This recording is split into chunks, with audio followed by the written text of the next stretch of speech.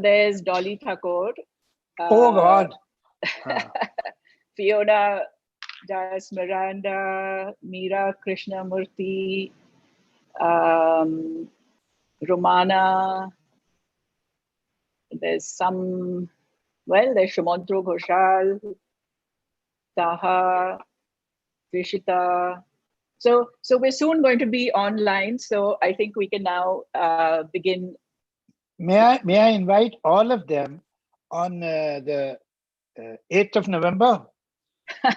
Please come, and there is a very interesting program that there's something we are performing at the same place, G5. At G5A, yeah. We had taken this program to US in 8 cities, and it was a super hit there. The title of this program is "Main Koi Aisa Geet Gaun." Now we have a small orchestra, 2 singers, a male, female, and I talk about my songs, that how they were written, how they were composed, what happened, why we decided on these words, this tune, and so on and so forth. They are very interesting anecdotes. Some of them are funny, some of them are very emotional, some of them very weird.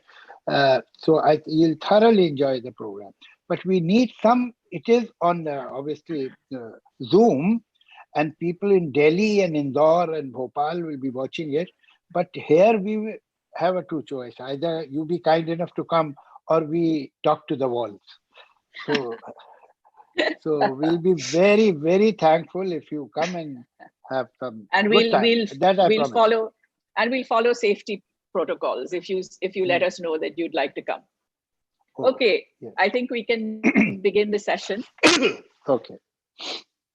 So welcome to the second part of our opening session of Should Art 2020 G5A at 5. As I said earlier, we could not have wished for a more appropriate way to kickstart the festival.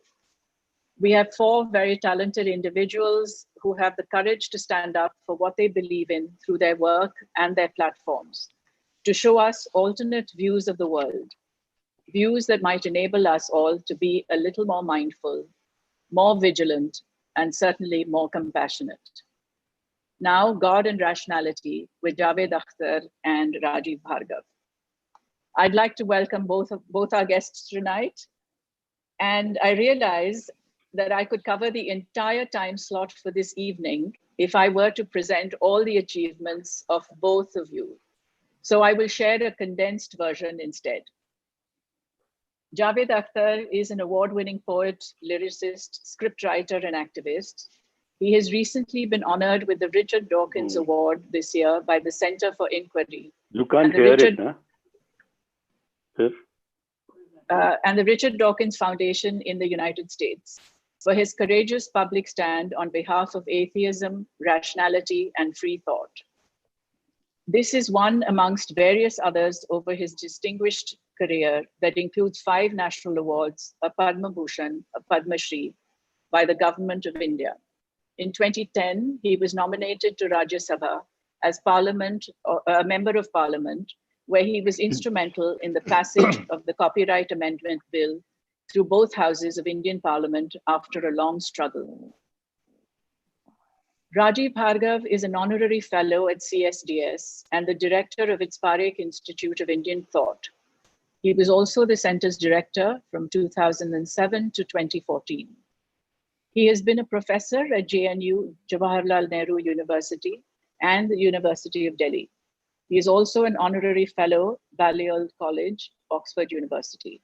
He's been a visiting fellow at Harvard, Stanford, Columbia, New York, and Tsinghua Universities, Wissenschaftskolleg Berlin, Sciences Po Paris, Institute for Human Sciences, Vienna, and Institute of Social Justice, Sydney. Rajeev's publications include Individualism in Social Science, Secularism and Its Critics, and Politics and Ethics of the Indian Constitution.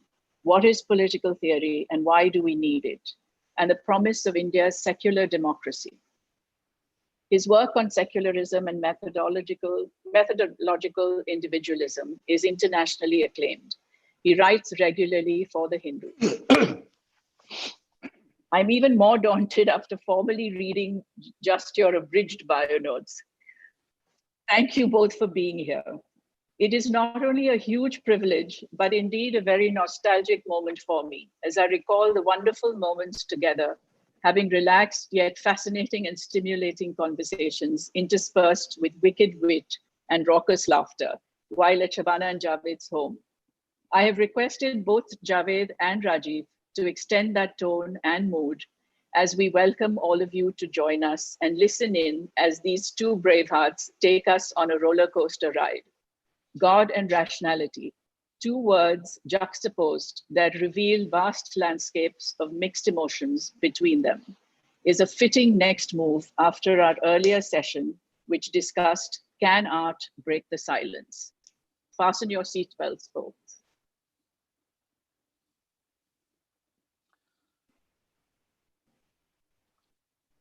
Now, who's going to start it? Hello? Rajeev, over to you. And I can't see anybody now. Hello?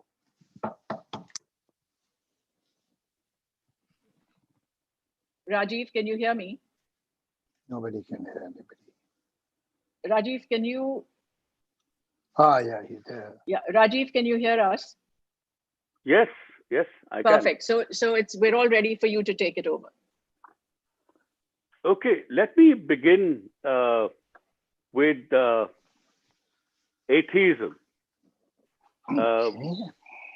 And I think there are three components to this worldview or this perspective. And I'd like Javed's response to it and relate it to rationality. One is the denial of the view that there is a supernatural agency. The second, that when after we humans die, we have an afterlife and we reside in some world which is other than this world. In other words, the idea that there is a duplication of the world. There are two worlds, and there is life after death. That is the second, I think, component of the atheistic worldview that an atheist must deny, of the religious worldview which the atheist must deny. And there is a third one for which whatever this ultimate reality is, God, supernatural agent, he or she, mostly he, can interfere in the world and change the course of human affairs. If only we prayed to this agency, if we worship this agency, if we sacrifice something to this agency, that seems to me the third component of this worldview that an atheist denies.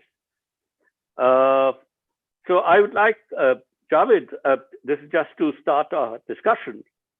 What would you have to say on each of these, and how exactly would you deny this? And can you just present your own viewpoint on this?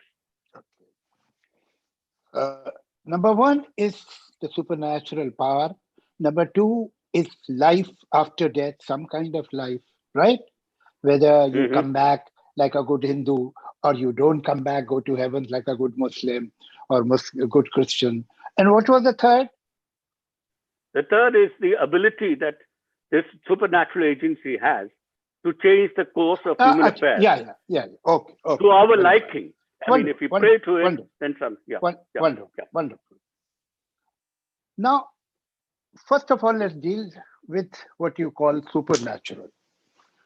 Supernatural, we have a very interesting definition of supernatural.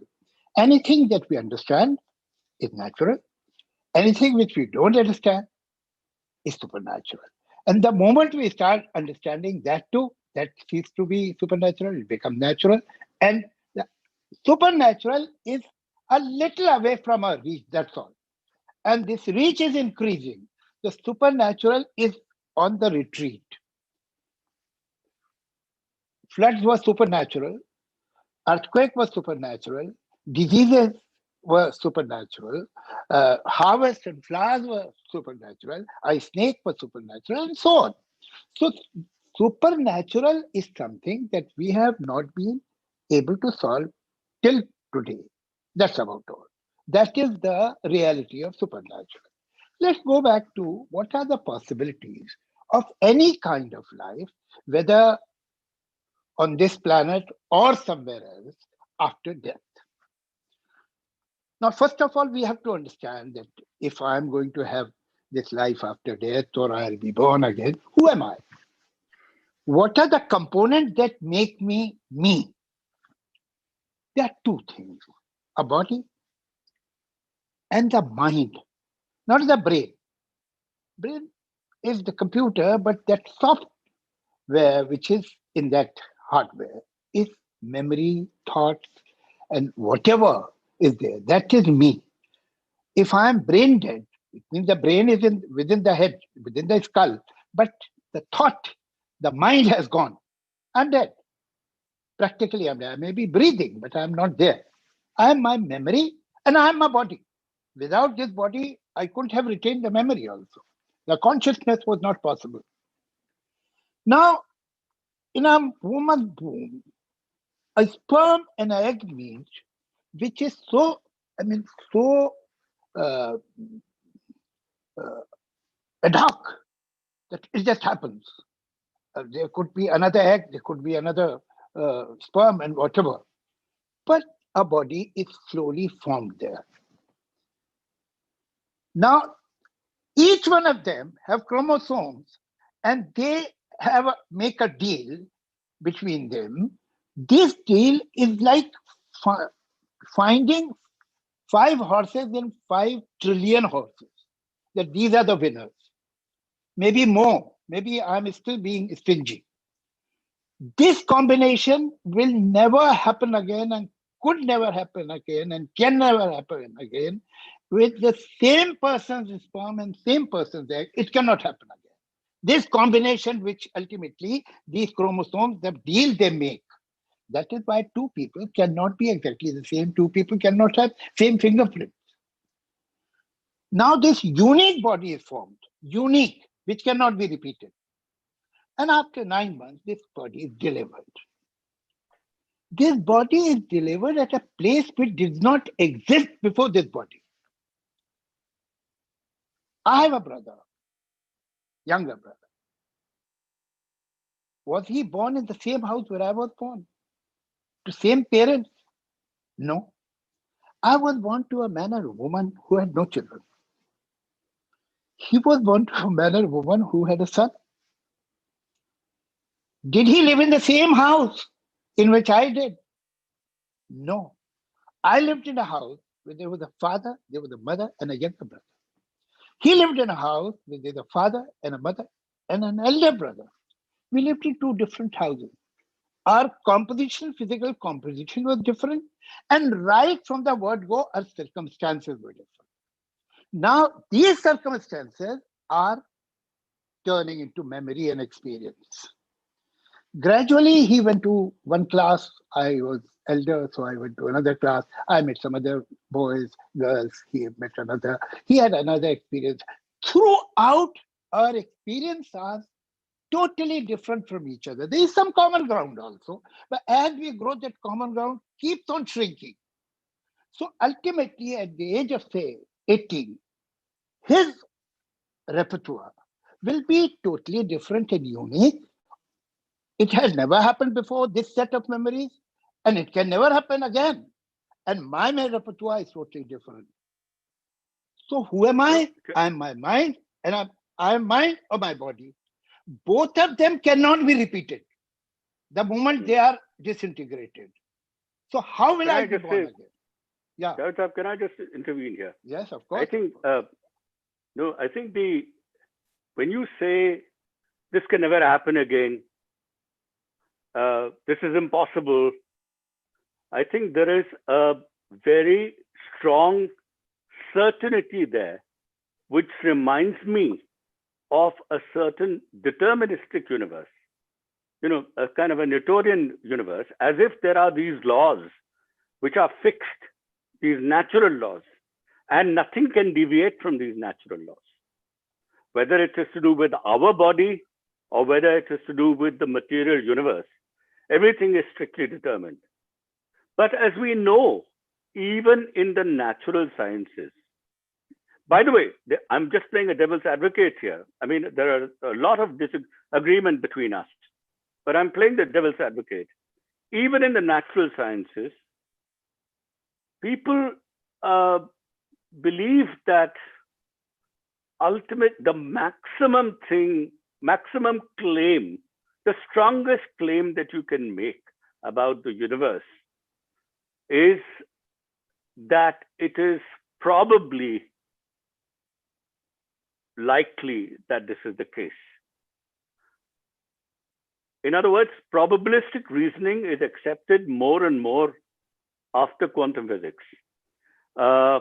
People don't make statements with this degree of certainty that this will never happen. I mean, that is precisely the point where somebody will come up and say, well, how do you know that this doesn't happen?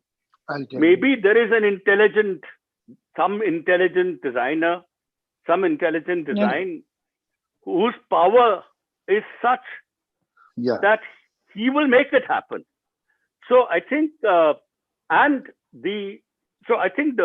slight difference I would say between what you your atheism and my atheism is that, well, I wouldn't call it atheism. I think weaker atheism is that I will not put it in such a strong manner that I will not make it so certain that this is the nature of ultimate reality. This is the nature of the world. This is how the body functions. The fact is that it is very likely the case and that this is how it is. And the moment you use probabilistic reasoning and the moment you start talking about this is most likely to be the case among various possibilities, you leave open that little space which makes you uncertain, tentative, humble, and which makes it possible for the other person to say whatever it is that he believes in, which is contrary to yours. Now, the moment he also starts saying that I'm certain that this is the way it is, that I'm certain that there is an intelligent design, I'm certain that there is some God who has made it happen like that, and I'm certain that this person can be born in exactly the same person can be born in a different body.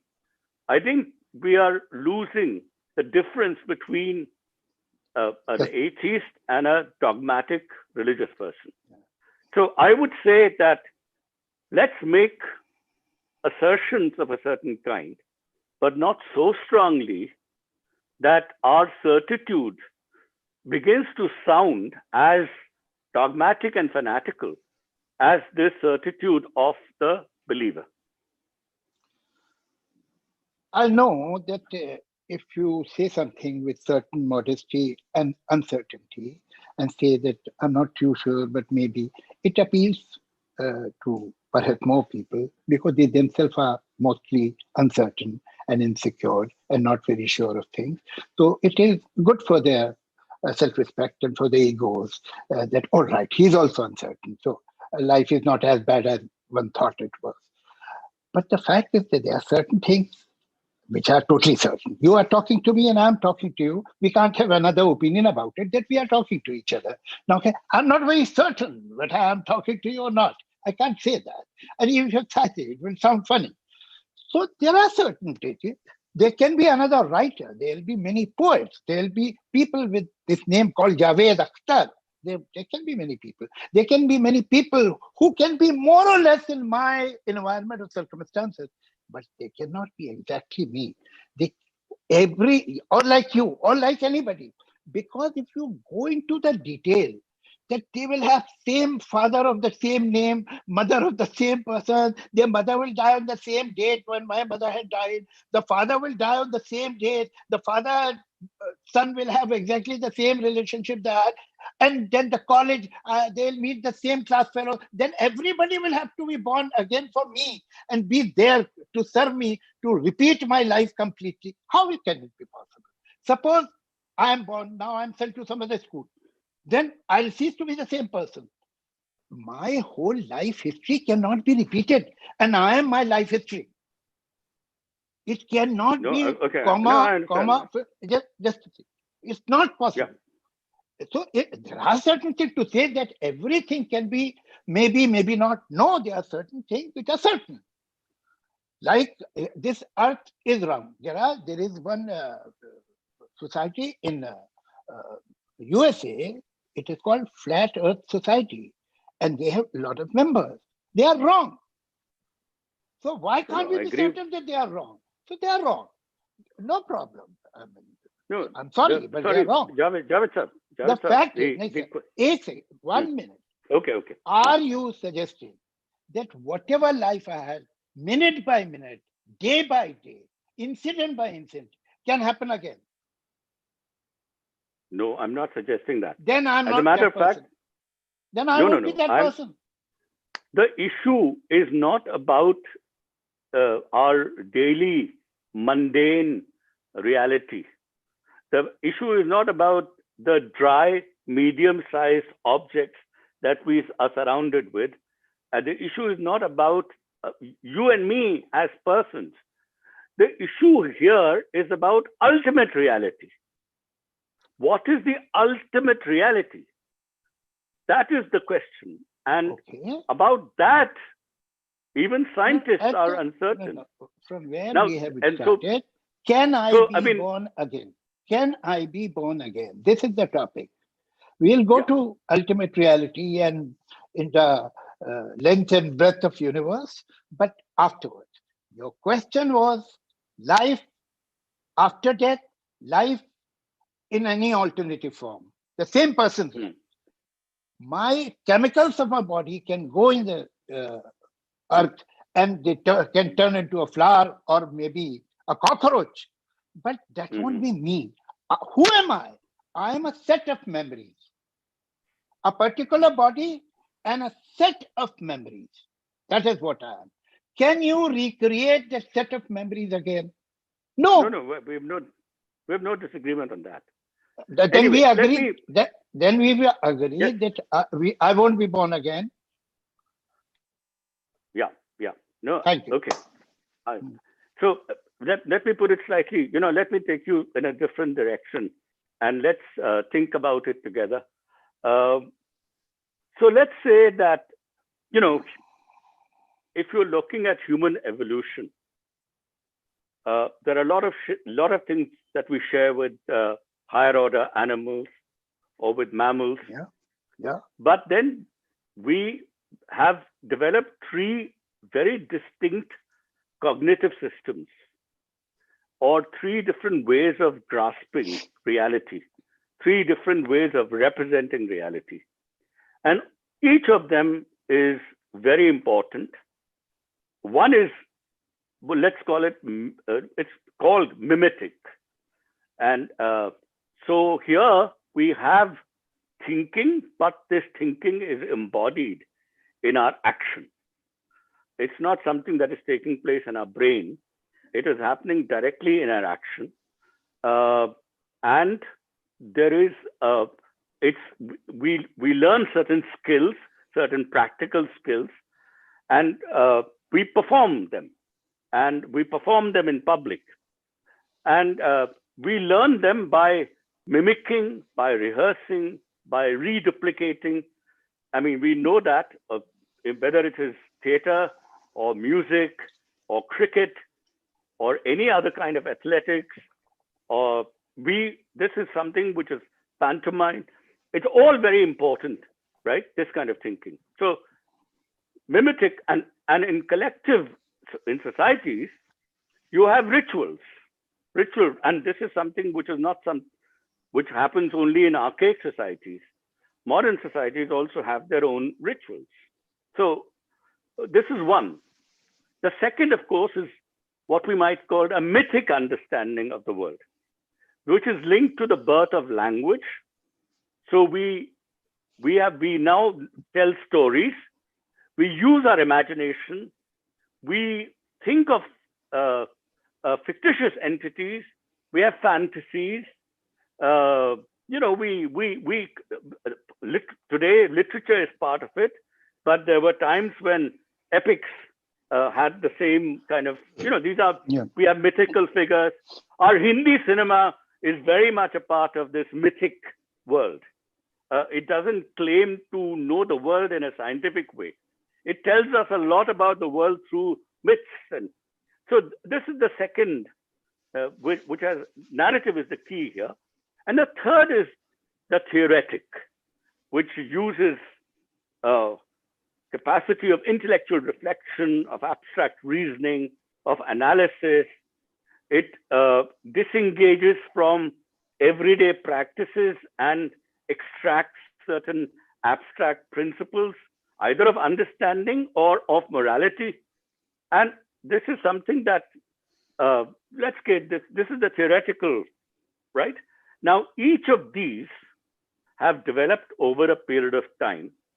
And the second developed on the shoulders of the first, and the third developed on the shoulders of the first and the second. But none of them have superseded the other.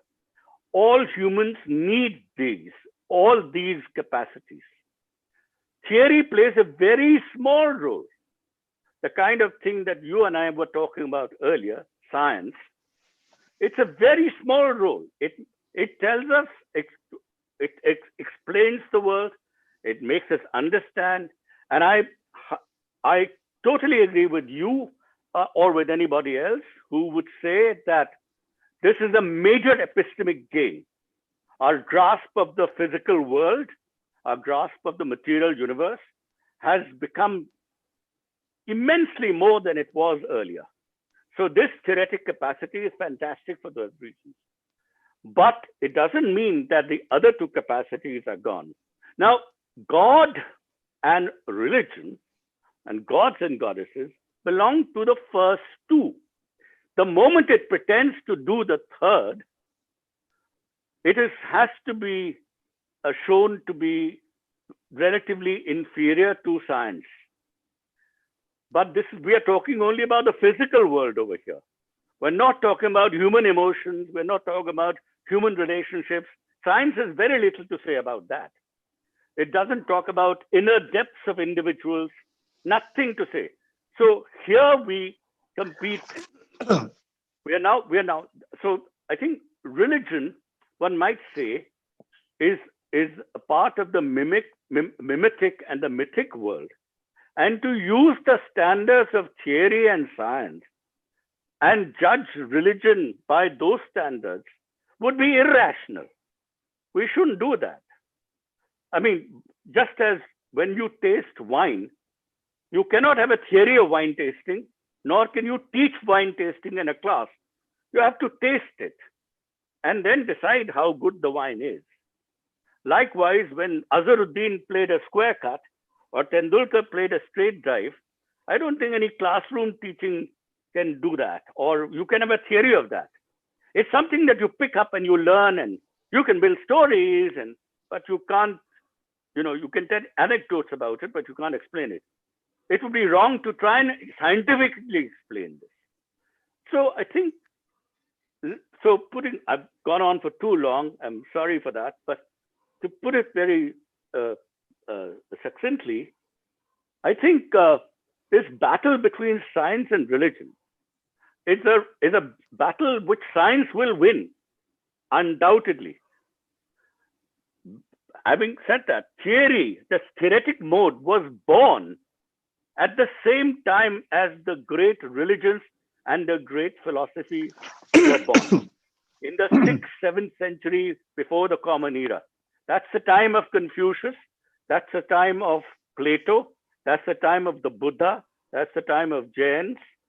And much later, of course, people, Christ came, and then Muhammad, but between the 6th century BCE and the 6th century ACE is the real time where the great philosophies and the great religions were born, and they were the ones who actually brought theory. But now, these are being superseded. I would agree with that in explaining the world and understand. But there is a lot of human affairs where this is irrelevant.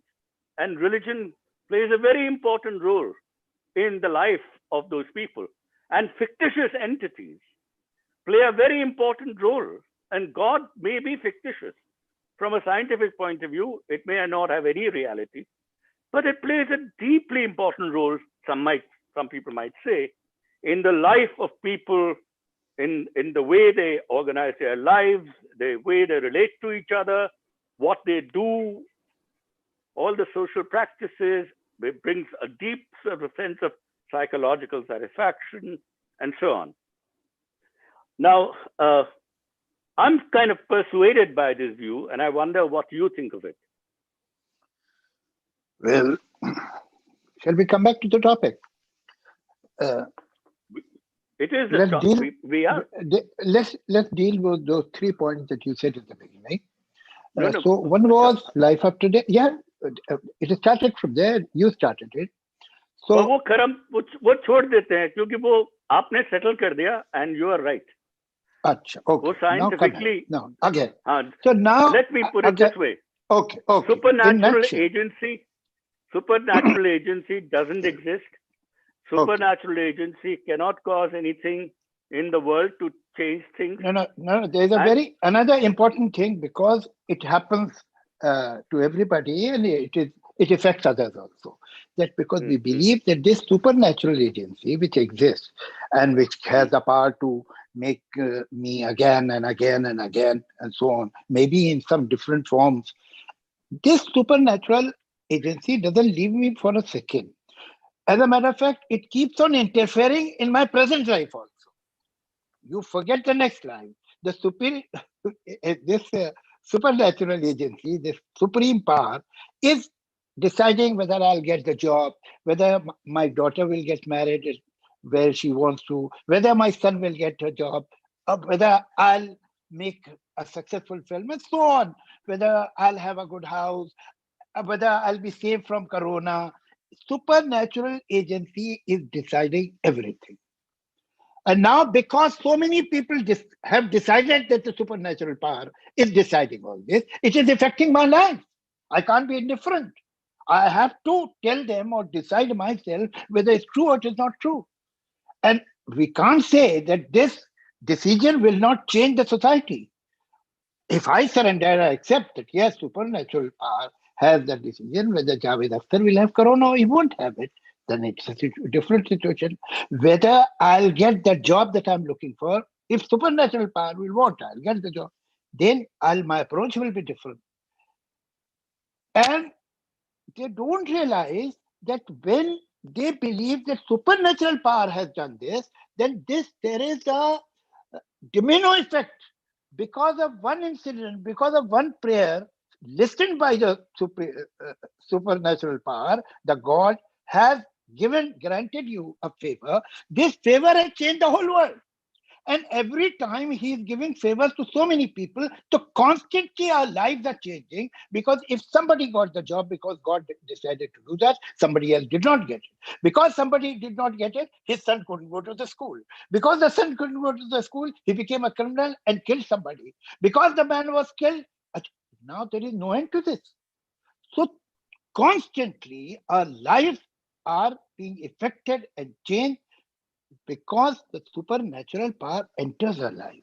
We have to decide. We can't just say, okay, somebody believes this and some people don't. Does it interfere in our life so much? And if it does, then what is the concept of sin? How am I guilty in a scenario where the writer is constantly changing the scenario? Every day, every second. Because he must be listening to somebody, some Red Indian, or some Aborigine, or some man on the Wall Street, because everybody is affecting everybody, that's for sure. So this supreme power is creating a constant chaos, and then ultimately makes me responsible for my act. Does it make sense? But can you hear me? I can hear you. I may not agree with you, but I can hear you. Yeah. No. Yeah. No, so I mean, I'm persuaded by one thing you said, but that if everybody was constantly to rely or believe that unless you do this or that in relation to some god or gods or goddesses, then nothing will work out. If everybody believed that, I would agree that there is chaos. But I think, as we know, a lot of people put in fact, a lot of people put in their own effort. And by the way, I'm now disregarding all this natural science thing, because I've conceded the point to myself and to you. We both agree on this, and that was never a debate. Now, a large number of people actually, they are doing things by themselves and with other people, but somewhere or the other, they bring in this other, you might say, non-rational thing. But I was saying that this is not something that is such a fundamental thing, which will change the course of things. What is fundamental? I don't think it doesn't create any. No, gods and goddesses don't create any chaos, I think. I mean, they play a role, but it's a role which is, it's something to do with the psychological roots of human beings inventing something which is a little bigger than themselves. But more than that, I don't think it creates a problem in social life, the way in which you just enunciated. It does. I'll tell you how it does. You see, you are trained wrongly. When a child is given faith, irrespective of the religion, whichever religion. One day my old aunt, who was almost 92, asked me that you dislike the religion in which you were born, you dislike it so much. So if given a choice, which religion you would have preferred? Then you are asking me if you had decided to commit suicide, how you would have done it.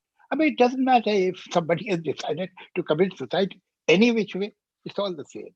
So the fact is that this idea of faith is very dangerous. We train the child not to ask a question because we somewhere in our heart of heart, we know it is irrational, but we want to believe, like a drug addict, that drug is not good for you, but you consume drug. Same way, this religious person knows that God cannot be analyzed, it cannot be examined, and because he'll fail. So you have to have a leap that is called faith.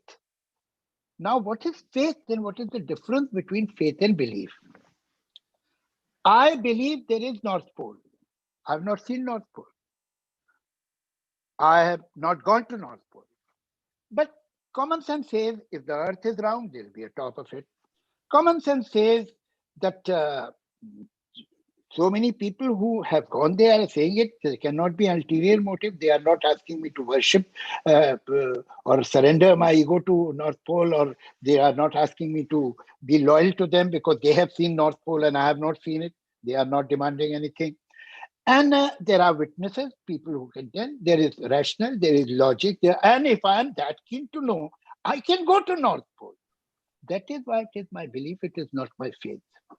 Anything which can be rationalized, anything that has witness, evidence, proof, is belief, not faith.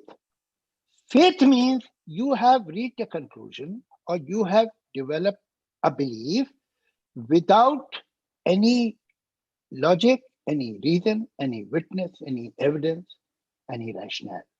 But you have decided that this is it. This is faith. Now, what is faith? It needs these qualities. So what is the difference between faith and stupidity? Because in stupidity also, we do the same thing, that we reach a conclusion without any evidence, without any witness, without any logic, without any proof. That is stupidity, that I reach any conclusion. But why faith is respected and stupidity is not? It is only the number of people. Today, if you come to, let me complete my point, sir. Sure. Today, if you come to know that I worship Apollo or Ra or Zeus, you will think I'm mad. But they used to worship because there were a lot of fools doing the same thing. Then it was fine. It was faith. Now, only I'll be worshipping Apollo or Zeus, then I'm an idiot. It is only the number that gives dignity to the stupidity. And today it somehow managed to get some 10 million people who worship Apollo. Apollo will come back to the market and he'll be a regular, respected God. Now, what is the harm? Suppose somebody does it, it is his private affair. You are training this person to be unreasonable. And this attitude will reflect everywhere. Everywhere. This attitude turns into communalism. And why not? 1 minute. Okay, now I have to come in. I think you are thinking of fate and unreason as a poisonous drop. The moment it enters the bloodstream, it contaminates everything. The whole body is poisoned. I would say something slightly different. I would say that one should be trained in reason. But there comes a time when reason fails. And at that time, a lot of people just take that leap of faith. So it's not that faith, you're defining faith in a certain very dogmatic and extremist fashion. So if you do it, then of course, if the smallest drop is going to poison the whole body, then obviously I'd say forget it, just leave it out. We don't want such a thing. And I would agree with you. But I don't think that's the only position we need to take on faith. As I said, human beings live by myths which are not testable. They live by films, and they do the Hindi films are exactly that. I mean, there's a lot of literature. They don't, it's not all realist literature. There's magical realism. There's a lot of things, and I think in their life also they live with this imagination, with this free imagination. They are not really controlled by the rigors of analysis and logic. They live their life with intuition, with instinct, with guesswork, and they don't rely on reason. And that's not faith. But so you should be rational, you should reason, but there comes a time, and there are some domains where reason is useless, and there comes a time when you should not rely on reason, but you should do something else. That's a very different point of view. And now let me come to the second point about scientists. There are two modes of reasoning that a lot of people associate with science. One, of course, is deductive, which is our logic and all that. And the other is inductive, that you observe, and from it, you observe, keep observing, and then from all the observations, you arrive at some some generalization, which may even be a law of a certain kind. But there is a third kind of reasoning, which scientists indulge in all the time. and this is called abductive reasoning. Abductive reasoning simply, it does the following, that I observe certain things, but I don't know how this has come about, but I start imagining what must be the case, what must be those entities which brought it about. And I posit it as a hypothesis, and I posit it I assert it as true, and other people accept it for some time. For example, Mr. Kepler, the great scientist, he inferred abductively that Mars has an elliptical movement. What he had empirically observed was some irregularities in movement. But he inferred abductively that these irregularities are possible only if we assume that there is an elliptical movement. Now that is a leap of faith. And that is a leap of faith that you take after you've exhausted all rational possibilities. So what I'm saying is, let's not completely abandon this idea of faith. That is not leap of faith. No. Leap. No. There is a difference. Leap, I'm not against the leap. You have to take sometimes calculated leaps. Now, as far as the Mars is concerned, I'll tell you what is the leap of faith. This is not leap of faith. That there has to be, because there is some irregularity in the orbit, in the movement, there can be some electric movement in it. This is a guess, a very good guess. Guess is not leap of faith. Okay. But leap of faith is that this Mars is in the wrong house of my horoscope. That is why I have that I agree. This is the leap of faith. So I am also talking of the Mars. That was the scientist Mars. And this is a man who believes in myths, a man who believes in religion, a man who believes in old tradition. That is his Mars. So would you approve of this Mars, which is in my horoscope at the wrong place and creating so many problems for me? No. I can only say one thing. I can only say one thing.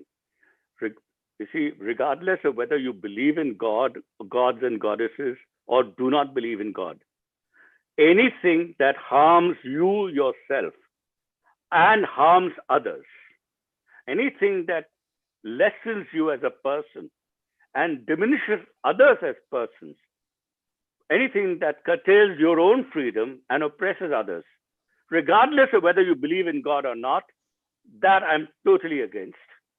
But if it doesn't do that, and I believe that not everything that is either religious and not is going to harm, and not everything that is scientific is going to help. We know how scientific technological payoff has created such havoc in the world. Yeah. I mean, some of the greatest horrors are because of rational, formal, instrumental thinking. Perfectly rational thinking has produced some of the greatest horrors of the world. So I think the question of ethics, which is to do with harming myself or harming others, that question is more central than the question of whether there is God or there is no God. Actually, it's a question we can forget about. It doesn't interest me. I'm happy to be a pluralist, in the sense that I'm happy to accept that there are people who will believe in gods and goddesses. There are some people who believe in only one God. There are some people who believe in no God. And that pluralist universe is what we will inhabit in the foreseeable future, as long as we are the human beings that we are. I'm more concerned about what the consequence of these beliefs are. Whenever the consequences are harmful to myself or to others, like your own example of astrology, I think it's sometimes it's harmless, but very often it's very harmful. I would say that is something that should be condemned, not because it believes in it believes in some, I don't know, it doesn't believe in a scientific mass, it believes in something called mass. I think that's neither here nor there. I think when it begins to have an impact on us, then we will oppose it. So that's my view. So I really am. ये क्या okay, मुझे हाँ so if it is neither here nor there, you'll be totally comfortable if you see that I'm teaching my children astrology. It's okay because it's neither here nor there. No, I never said not. that. No, I said it is not harmless. It is not sir, harmless. So whenever it is harming, as some people think irrationally, some people reach conclusions without being logical or reasonable. And I would like to go back a little because there was one point because you continued talking, so it was pushed back. Sorry. Now no, you were saying good things, but that became, slightly aside, like theater, like music, like poetry, like film. Of course, these are not realities. If you look very objectively and rationally, dancing is a strange thing. Why are people making such kind of gestures? Or a story,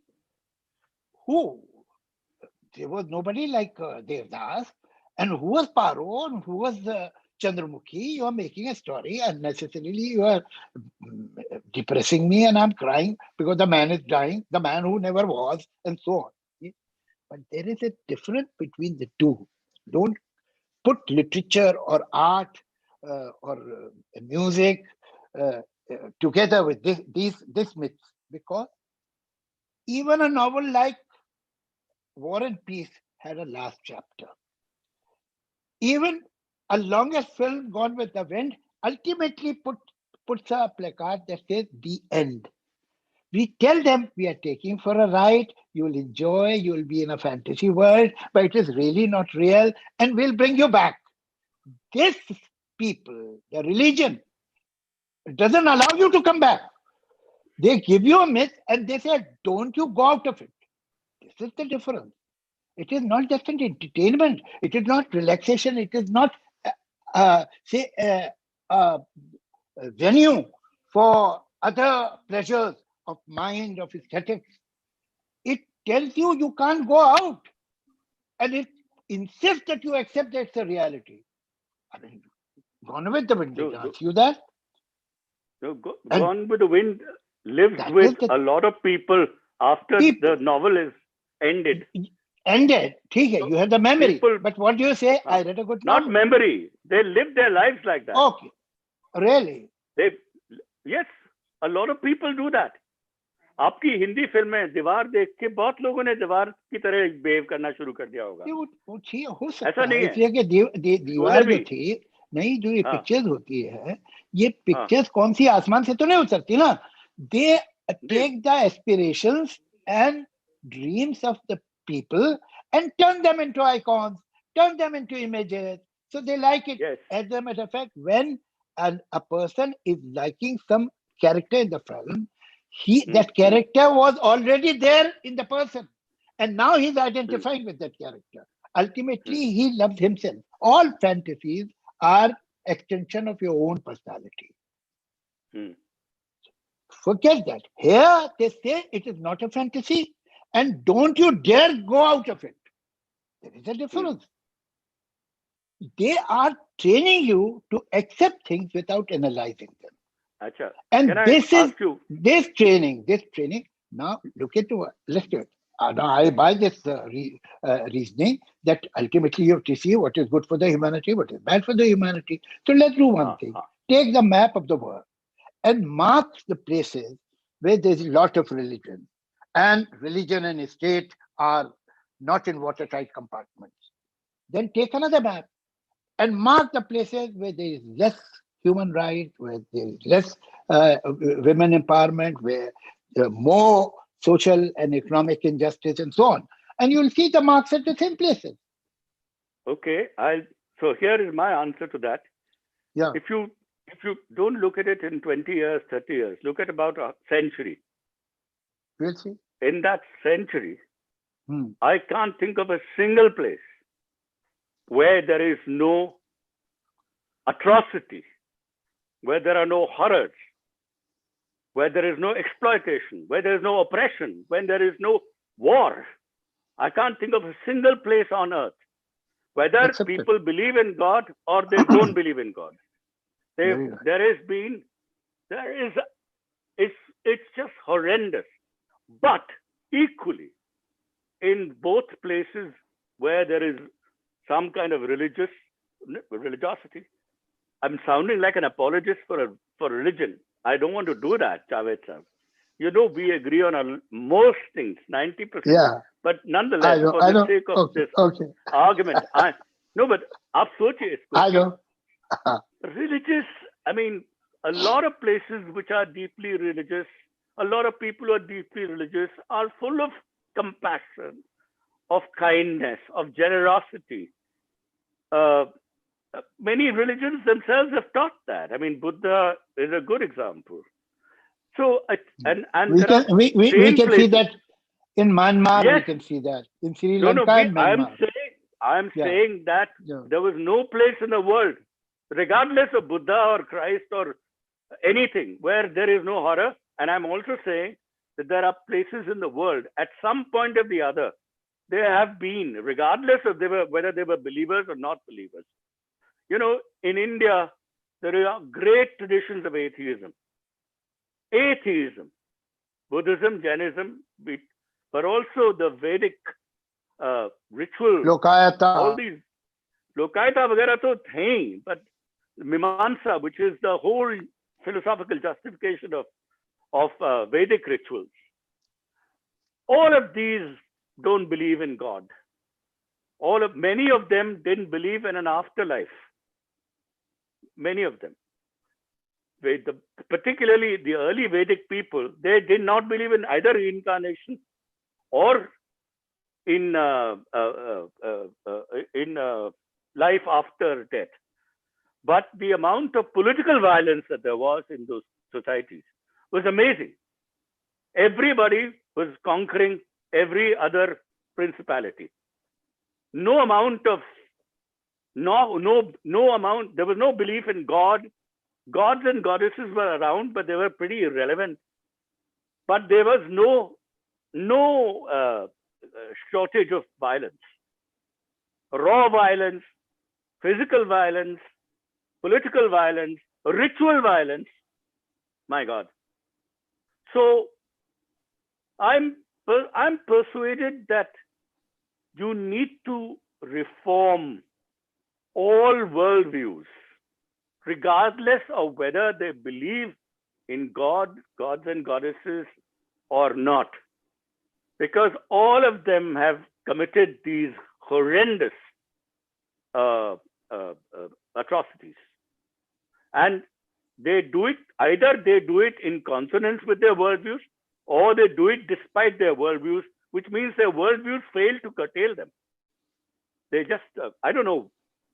But I have a very, what should I say? Rather, I wouldn't say it's a pessimistic view, but it's a complex moral view of the world. Good and bad are always together. You can't extract them and neatly separate them and say, ye acha hai, ye bura hai. ये तो कुछ फिल्मों में ही होता है साहब. Reality में तो बहुत कुछ. Sir, I generally use this word faith instead of religion, because the fact is that to put all the blame on religion is not the only one who is standing in the docks. There are other criminals also. It is the faith. I use the word faith. Faith means accepting any dictum, any principle, any law without analyzing it and surrendering the right to question it. That is faith. Okay, right. We are agreed. Faith. And we are agreed on this. Say of that in a world which was structured, I mean, there was a time when everybody would enter. There were no boundaries, there were no countries, there were no rules, there were no agreements, there were no uh, whatever. So it was all wild. It was totally a wild party. So anybody would go anywhere, anybody would capture anything. Power was the rule. Might is right was the law. But after that, when human beings realize that it cannot function like this, and we have to develop some rules, some traffic laws. So otherwise there'll be traffic jams. So things came. Now somebody has, I wish I had said it, but somebody has said it, that there are good people who do good things. There are bad people who do bad things. But only religion can make good people do bad things. Yes, there are some bad people, and they are greedy people, they are bullies, they are so on and so forth. Yes, but religion puts a halo around your wife. You know, if you are, nobody can be more ruthless than a religious fanatic, because he is not killing. Look at it, what happened in France. This boy, you see, when a psychopath kills somebody, maybe he draws some sadistic pleasure. But here is a person who was cutting the neck of somebody and thinking that he is being virtuous. This is the privilege of religion. This is the privilege, only religion. A dacoit never feels that, okay, I'm doing this, so I am being holy, I am being pious, I am serving God. He says that I'm being greedy. And he doesn't face it. And then he goes to some holy place and puts some of his loot in the feet of his God, and he feels better. So God helps him. But ultimately, this is only blind faith, whether you have in communism, whether you have Nazism, whether you have in any religion, that faith can make you do the most cruel thing and you feel nice about it. Can I that add is one thing? in danger. Javed sir. I mean, I think we are agreed on this. I mean, this kind of faith, where you accept whatever is, you submit to something without any critical questioning and so on. I always use the word for, particularly when it comes to religion, I use the word critical respect. You cannot respect without, you see, and the idea is very simple. If you love something and you find there's some blemish in it, which of course means that you know how to reason, because only then you'll be able to detect certain flaws. You're most deeply committed to removing that flaw. आपको अपने बच्चों के साथ बहुत दर्द होता है अगर उनमें कुछ खराबी हो. बाकी दुनिया कुछ भी करते रहे, उसमें भी हम लोगों को, काफी लोगों को दर्द होता है, हम लोग जानते हैं. लेकिन उसी तरह से अगर आपके व्यू पॉइंट में something goes wrong, some flaw develops, then it is really your true responsibility, if you love it and if you feel that you belong to it and it belongs to you, that you set it right, which is not so. Love, respect must go with critique. You cannot put these two. Now, if you if you separate them, I'm totally with you, 100%. In the history of religions and of worldviews, there have been phases when the two have come together. And there have been enormous amount of debates. You will remember the great phase of Islamic civilization, where people, invented new ideas. There were lots of debates. This is true even of some parts of Christianity. It's certainly true of a whole tradition in India. It's not for nothing that Mr. Amartya Sen talked about the argumentative Indian. Now, nobody would believe that people living in the past were actually atheists and secular. They would all imagine that they were religious log the. But I have a different view on that. But they are argumentative, meaning there were debates taking place. There were contestations. People were challenging each other. Not everybody was agreeing, but they were doing it without killing each other.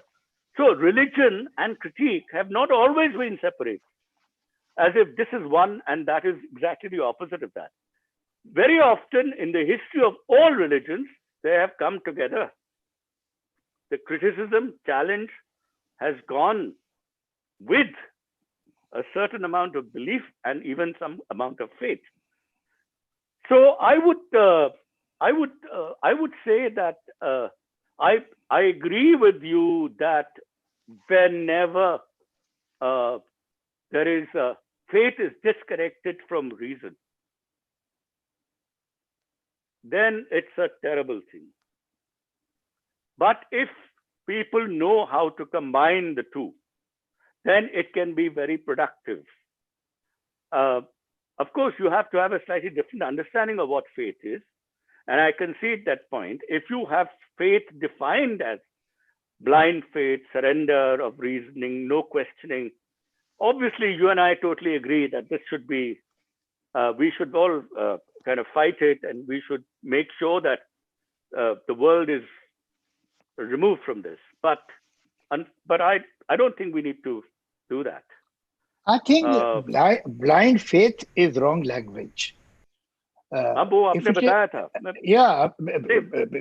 it is not blind, it is not faith. मैं तो faith and reason को disconnection की बात कर रहा हूँ. तो blind faith कोई चीज ही नहीं. Another thing which I have never been able to understand, and I hear this so often from so many people, a new beginning.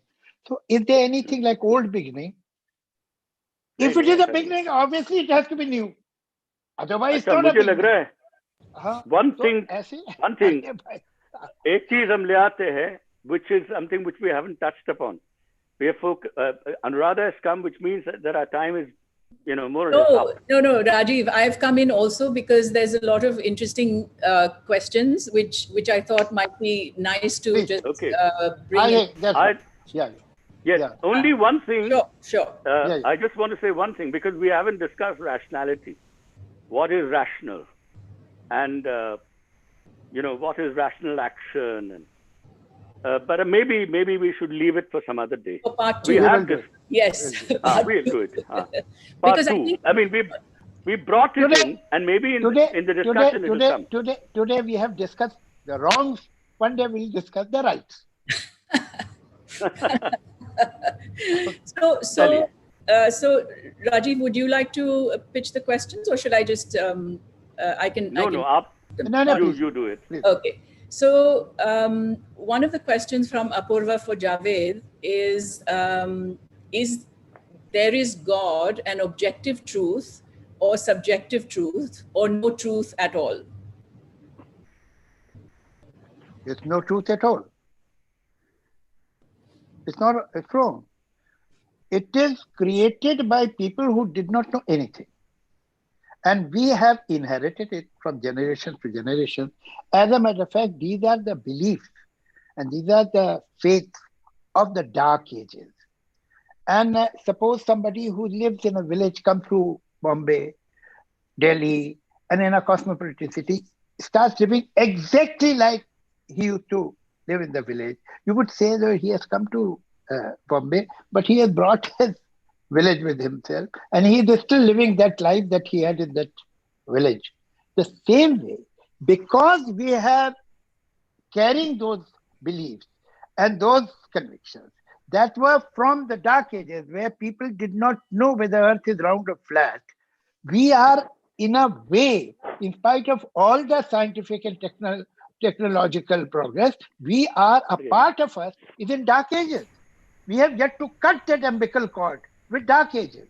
So we are in dark ages, and it is tragic, because it has never happened before what is happening today, that our information, which we confirm, our knowledge, which we own, this is our knowledge and this is right, and our faith are not compatible for the first time. It has happened in 20th century. You see, the man who was persecuting Galileo was ignorant but not mad, because his faith and his information, his knowledge were one. So maybe he was ignorant, but he was coherent. We are incoherent people. We work in NASA, we send a satellite to moon, and then we go to the church and read that same book, which had caused the problem in Galileo's life. So we are schizophrenic people, and this planet is schizophrenic. There are so many mad people and split personality and bipolar people that you can't say anything. But anybody who is a scientist, who is a doctor, and believes in religion is schizophrenic. But there are so many you can't dare to say that. Because it is contradictory. I am willing to forgive the person who is uneducated and a believer. It's fine. He's coherent. He may be wrong, but he's coherent. What about this person who believes in Darwin, who believes in so many scientific facts which are totally against the religions, and at the same time he's religious? Is he a coherent person? You know, can I come in here? Yes. Please. Briefly. In the West, a movement developed where the idea of a transcendent God was conceived. A God that played a role in the beginning to create the universe and to create the laws of that universe. And after that, he stopped functioning. Then he went on holiday, and he remains on holiday. So, now if Suniye. And what was he doing before that? He was not doing anything. अब ये कुछ नहीं Lucky पता him. वो अरे भाई इतना नहीं कैसे? जितना No, अरे if he had सुनिए तो created सही something, it would have been now there. नहीं but ऐसे बहुत ऐसे लोग हैं वेस्ट में तो who still believe in this. And you know, the other thing is that look, we have to, there are uncertainties, there are insecurities, there are vulnerabilities, there are all kinds of anxieties, and you know, maybe people are going to this church not because they're reading the Bible, but because they find a social kind of network there. And they want to be attached to it because their parents were there. And so ऐसा भी हो सकता है. Scientists ऐसे भी हैं. I don't think there is a necessary contradiction there. You know, I tell you, Javed Saab, biologically, human beings have not evolved to be fully or purely rational. ये है नहीं. हम लोग ऐसे हैं नहीं. अब इसके लिए you will never be, and you cannot be, and you should not be fully rational, because there is one. Okay, now I'm saying it. So now, hang on. There is one emotion, which is love. It's not rational. Yes. But you should be rational enough to know that love remains love.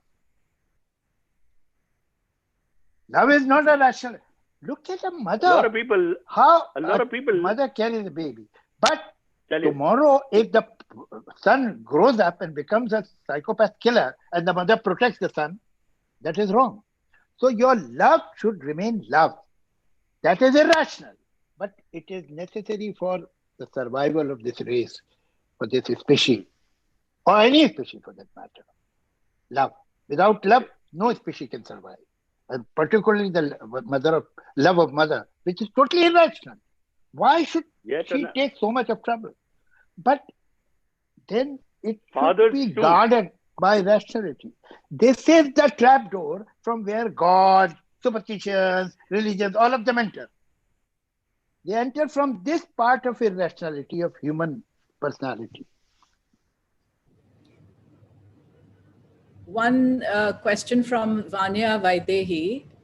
What about social Darwinism and eugenics, adopted by Nazis and even communists in China, etc.? Did not science then have the same privilege as religion and God has? So then is such so-called privilege then confined to religion alone?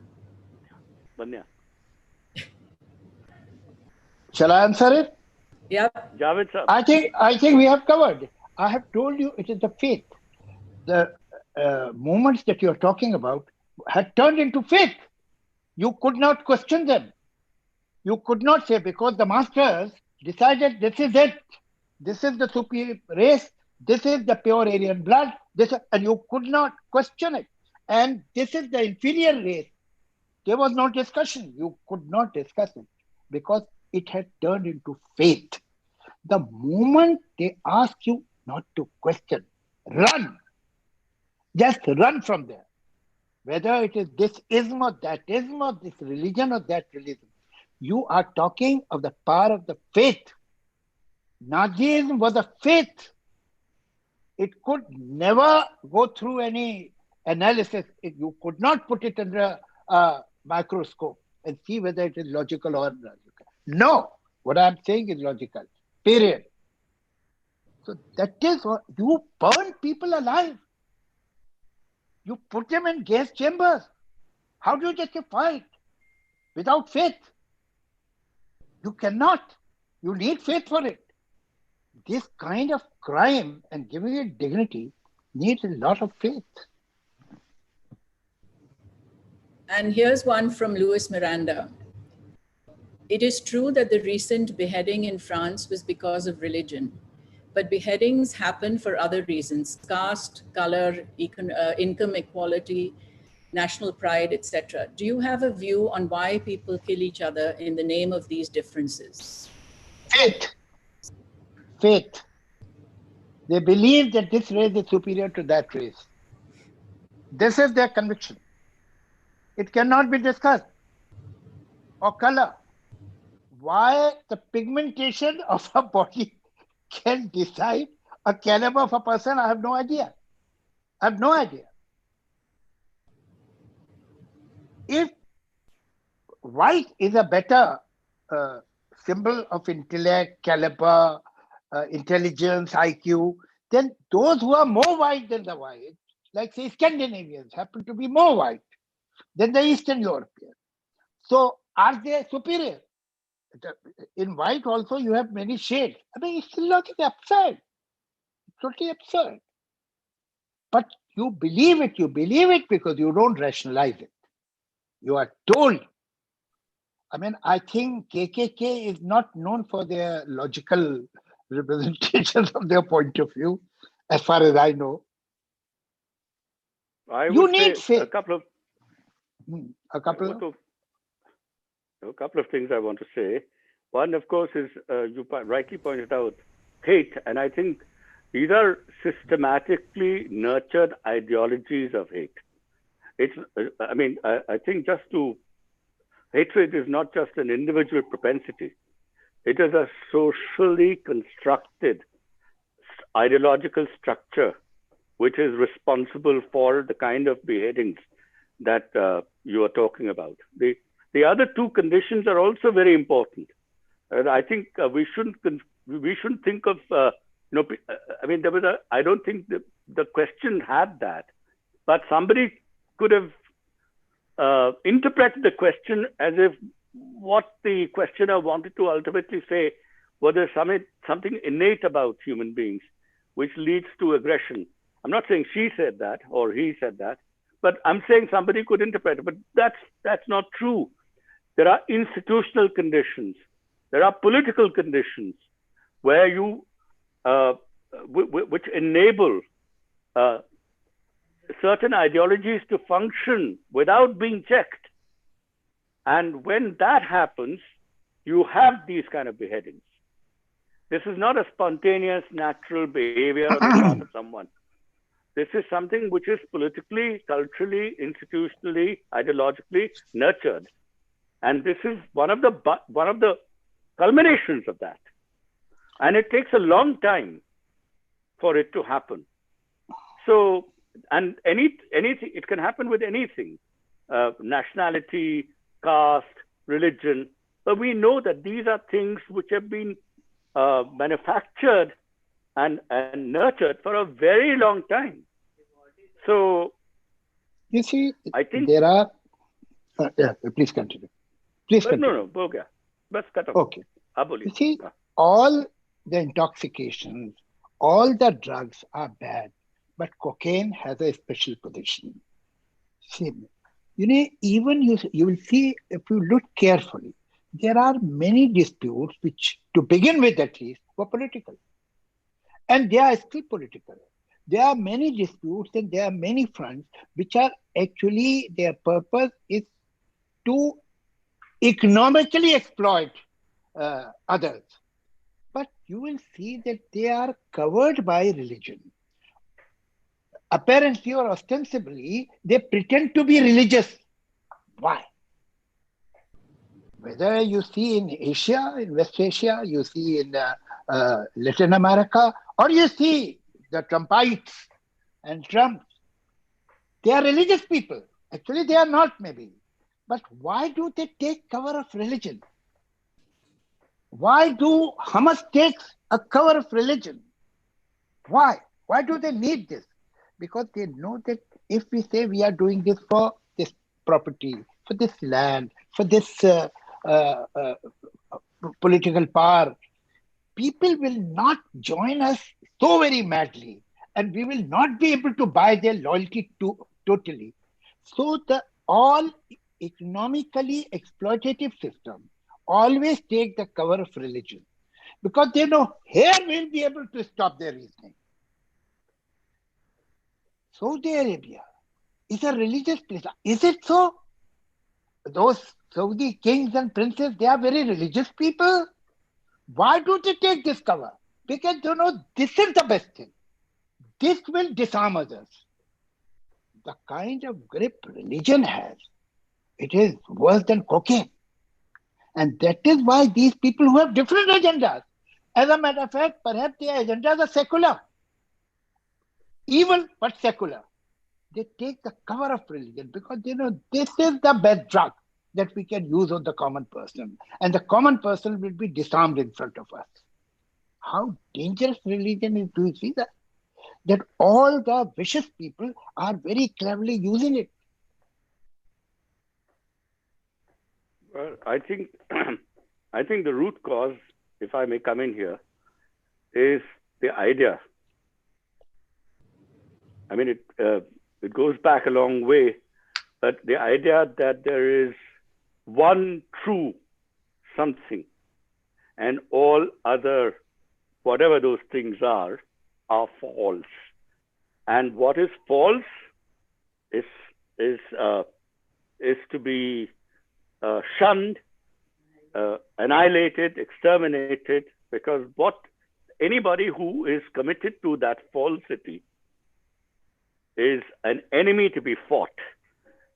Now, a new kind of hatred is born with this, a new kind of violence is born, a new kind of intolerance is born, a new kind of exclusion is born. The moment you set up this dichotomy between this is true and everything is false. Now, of course, for many people might be reminded that this really happens in a certain Abrahamic religions pretty early, but it's not confined to those religions. It's something which has permeated all kinds of secular ideologies. Stalinism, I would say Stalinism is one, Nazism is another. There are all kinds of ultranationalism, and there is also one philosophy which is not practical, but it is something which has to do with certain intellectuals. Javed is not one of them. He is a very different kind of a person, and that is scientism.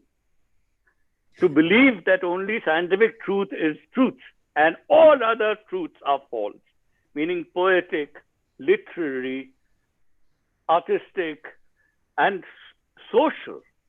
The truth of relationships, right? I mean, some people might even include religious truth in it, but let's leave that aside. There was a movement called logical positivism in the early 20th century.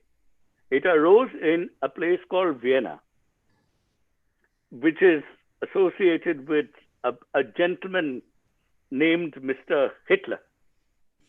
And this movement was called logical positivism. And logical positivism had all kinds of very fascinating figures. They were not right-wing fascists. Popper was part of it.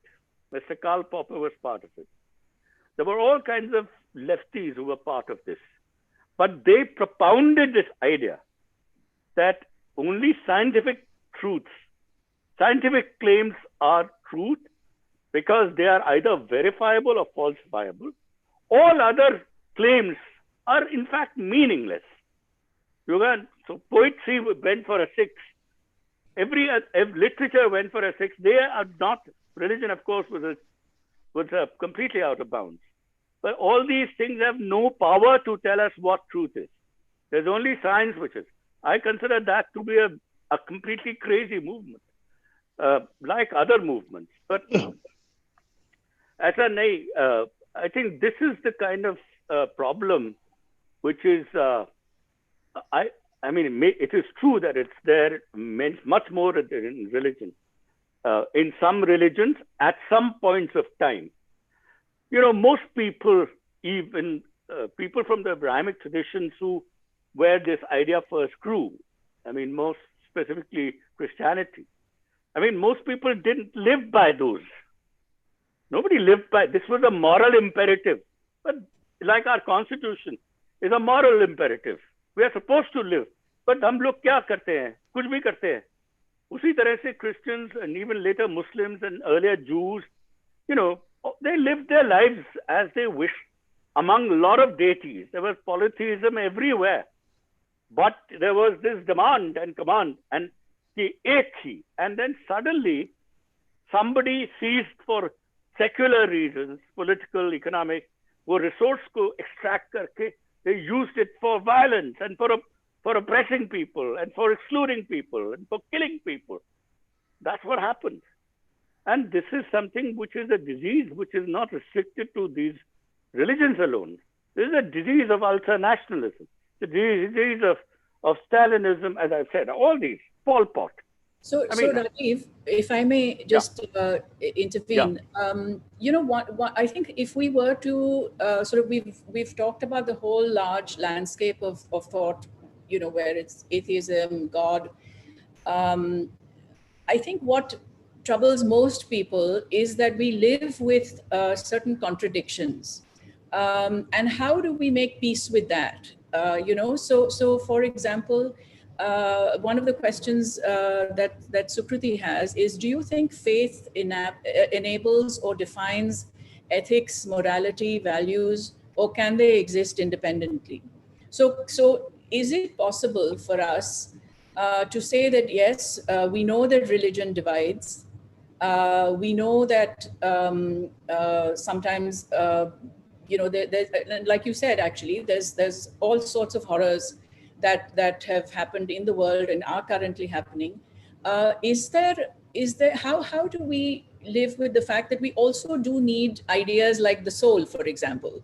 When we say that art moves our souls or changes and shifts something within us, how do we sort of bring all of these ideas together? Can there be these parallel tracks, Javed, where we have some of these confusions and contradictions, and yet we do believe and we do say live by certain values and moral codes?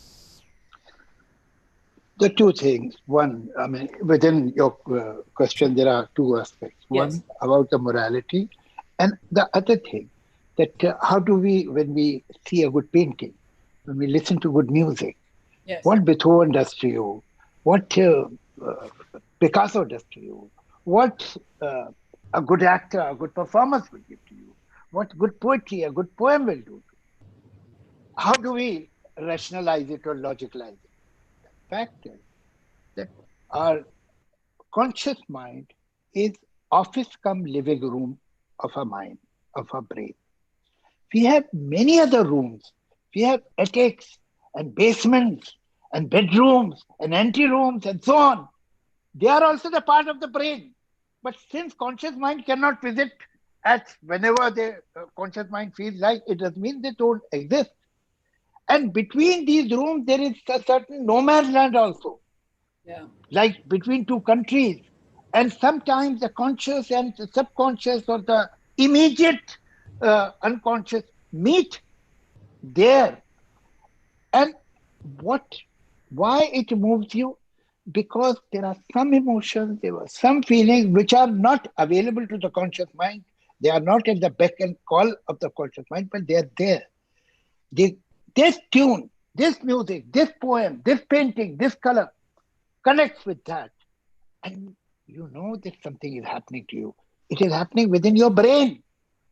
All art, all music, all poetry touches your brain. But the brain is not conscious mind alone. And you realize that it is reminding you of something. It is developing strange fantasies in you because the conscious mind becomes active and so on. But it is ultimately the brain. Besides that, morality, there is no halo around morality at all. I mean, when I drive on the left. When I see the red signal, I stop the car. When I see the green signal, I move forward. I don't take over any car from the right, from the left, I'm sorry. Is there any halo around these rules? That is what speaking truth, that is what being honest, that is what is being fair. Because if you will try to take over from the right side, there is a possibility that you get into an accident. If you can hurt somebody or you can get hurt, and if you keep on doing that, you will now or whenever you will cause a traffic jam. So everybody will get stuck. So we are destined to live together. We can't live alone. We are animals who live together. So we have to. If we are living together, we have to have some rules. How do we function with each other? Speaking truth is the currency. अरे भाई एक paper आपको देते हो उस पे लिखा 100 rupees. You trust that this is 100 rupees. That is how you can function. I say something to you. You trust that whatever he's saying should be true. Suppose each one of us start doubting the currency note. Each one of us start doubting each other's statement. How life will function? We cannot function. These are practical rules to make this society run smoothly. And that is for the benefit of everybody. So this is morality. That's all. So, Okay, I think in one sense, yeah, Rajiv, go ahead. No, I just want to say that if only, since this is a collective matter, it's a social matter, and it brings together a lot of individuals. They are not always well coordinated. They're not thinking alike, but they have to be brought in tune with one another. This doesn't happen automatically. So there have to be certain constraints which have to be built in, whether it is legal or political, or sometimes collectively what we call moral. Moral is, as Javed Sahab rightly said, basically it's a humanly constructed collective norms and rules of interpersonal conduct. Now, so there is no halo around them, but it's not for nothing that, we've always thought of God as a sovereign, as a ruler, as an ultimate decision maker. It's basically we have projected these political ideas. I mean, as Javed and I agree on this. I mean, God is a man-made Construct, entity. It's a construct that we have made.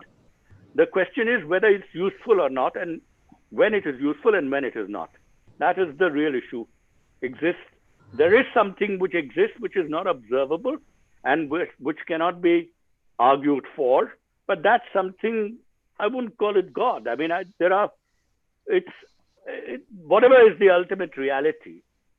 But the issue is that we invent these higher notions with a halo, hoping that it will reinforce the social character of norms and rules, which are absolutely unavoidable if a society has to live together. And so it's almost, I mean, I guess what we're saying is that it's almost like a device that we use this construct because also of the fact, I mean, we're also accepting that we are this sort of combination of things. We are not black and white.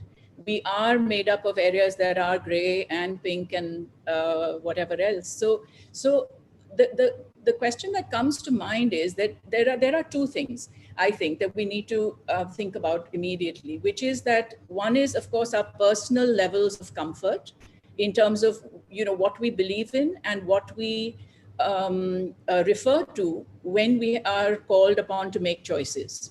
So that's one, that's our personal sort of internal mechanism. And the second is, given our current, well, should I say climate or environment, what are the things that we could do to have more clarity without, say, anchoring in either religion or science per se, but to really anchor ourselves in making a collective choice to really, in some way, even resist what is currently happening. Because I think the one thing that we fail as, say, the alternate voice, is that we have been unable to come together and create a sort of critical mass, and therefore leverage it in a way that can actually enable some kind of change, however small it may be. So the two things, that one is, of course, like I said, just to summarize, the internal grappling of the internal positions and the sort of balances that we need to make. And the second, really, how do we sort of summon all of these things that we know and feel strongly about? How do we summon it to really bring about that kind of political or just a citizen voice? Well, I mean, the world that we are familiar with, I'm talking about in the Indian world, appears to me, and I think I'm right about it, is deeply divided. We are not even prepared to abide by the one book that we agreed was the guiding principle, which contained the guiding principles of how we are to function as a society and as a polity. We're not even agreed on that. So we are really a deeply divided society. And in this context, I would say three things which we must do.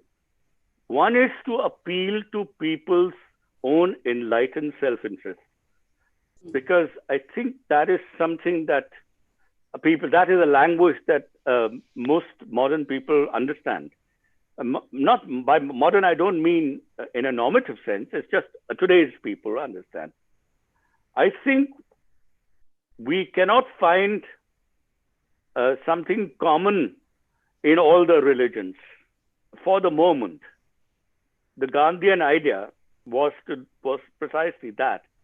I'm not very hopeful about that, but we can appeal to each person's religious traditions to look at the best of that tradition. And if they do that, they will find self-restraint. They will find certain ideals which would help them to coexist peacefully with others. Right. And I think we need to build new stories of overlapping consensus. It's not true that we are permanently and have always been divided. Even today, we have number of stories where people are helping each other, going out of the way, doing things together in everyday practices. And I think we need more such stories, and we need to build those narratives where people, not necessarily on religion, but on a variety of other things, have found some consensus. I think we should pay attention to that. Constitution, of course, is something which is really a matter. I think if the judiciary really comes back to life in the way in which it seems not to be at the moment, I think that we will take care of the Constitution. The Constitution is such an important document. Yes. But if the judiciary keeps ignoring it, I'm afraid nothing can be done. Javed, what is your sort of? No, I think the topic has gone somewhere else. That's a serious issue, of course, what you are talking about, but that is not religion. We are not discussing religion or God's existence or God. The fact is, let's come back to religion. And now we are discussing how communalism or these kinds of partisan political forces work in the society and disintegrate it and create a chaos. That is another topic. Of course, there's that. But at the same time, let's look at religion. There are many good things in religion. Okay, fine, accepted. And every religion says something good besides other things. I give an example to some people. Look at the bottle of a Scotch whiskey. You know, Scotch whiskey is red. And particularly if you place it at a place where the light falls on it, it glitters. It looks beautiful. And the content that is inside is also not all bad, as a matter of fact. It is alcohol. And alcohol is used in many, many medicines and taken in moderation. There was a survey in US that somebody who doesn't drink at all to a person who is almost an alcoholic, in that the longevity was of the person who consumed 2 measured pegs every night. It's good for your blood circulation, it's good for your nerves, it's good for your heart. But why do we think that sharab is evil? And it's not good. We think that, and we believe it, most of us. Because in spite of all these qualities and good-looking red color and medicine qualities, more often than not, it is misused. More often than not, people misbehave after consuming. Yeah. All these things are true of religion. Maybe there are some good qualities. Maybe it is good looking. Maybe it has something which will give more help to your morality. Maybe. But the fact is that when we look around, we see more often than not, overwhelmingly, it is misused. And anything which is okay. Sir, but we do not give up. We don't ban alcohol. We don't deprive people of alcohol. We let them. I mean, we can regulate it, but we don't ban it. I mean, I guess it's like censorship, I suppose. Religion also is a bit like I'm going by the analogy that you've given. And I would say that religion has to be regulated, but you cannot ban it. That was the wrongest thing. And societies and the systems that have tried to ban it have failed miserably. Yes, if you ask me what is my opinion, I think religion should be taught in the schools and in detail. And when people will know about their religion, they will leave them. They follow their religions because they don't know about their religion. I believe that they should be taught. They should be told. They don't know about anything about the holy books. They only put their hands and swear by them. That's all. Have they read those books? Do they know what these books have written about women? What they have said about the slaves? No. You should teach children of certain age, when they grow up a little, beta, read this book. This is a religious book. And mark the paragraphs and certain chapters. You must read that. Of course, you should teach them. How would they know that it's so wrong? Without, if you ban it, it will remain mysterious and mystique. To break that, it's very strange. When Bible was translated in English, that is called King George, that is what, yeah, there was tremendous protest in the clergy. Before that, it was translated in German also. There was tremendous protest. When Quran for the first time in 1798 was translated in Urdu, there was every big alim had given fatwa against that gentleman who translated in Urdu. When Ramayana, which was in Sanskrit originally, was adapted in Ramcharitmanas in Awadhi, Tulsi Das was thrown out of the village. You say religious people don't want you to read the book and understand it. You talk to us. We have read the book. You talk to us. We will deal. इनको तो किताब पढ़ानी चाहिए इनकी.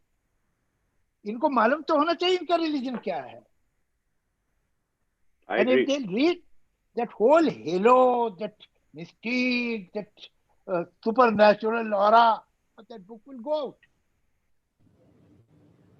So I think we need to let folks think about this, because I think we've opened up a lot of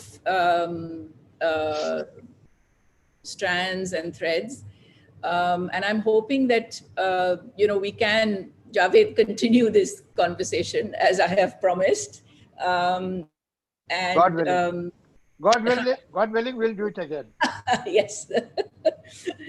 So no, but thank you both so much. And I think, like I said, we do have to continue these conversations, because we do need to build a certain critical mass of information and facts also, so that we are all better equipped to face all these stormy times. So for that, again, thank you so much. Thank you. Thank you. Thank you. Bye-bye. Bye.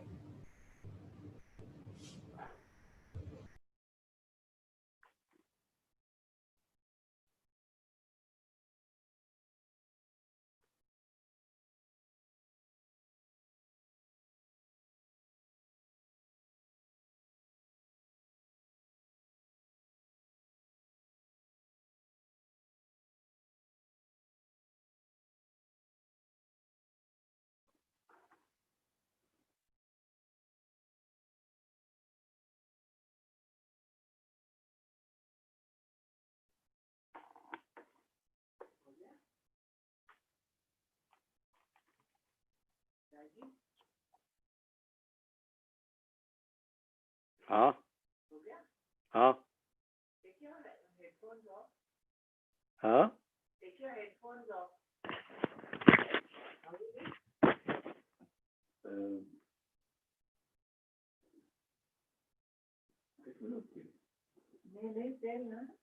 No, I think, I mean, I'm not. You should have drowned. Both of us. I think I was not at all nervous or anything.